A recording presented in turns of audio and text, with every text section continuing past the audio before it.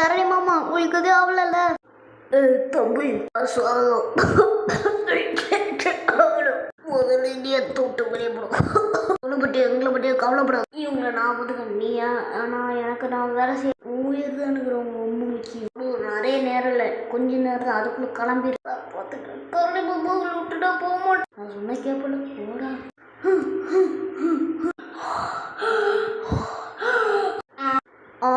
கரடி மாமா எங்களை காப்பாற்றிட்டு நீங்கள் செத்துட்டீங்க. ஐயா ஜாலி. அப்போனா நான் உங்கள் கூடயே வச்சு உங்களை ரெடி பண்ணிடுறேன். அங்கிட்ட அங்கே நின்று டிக்கு டிக்கு டிக்கு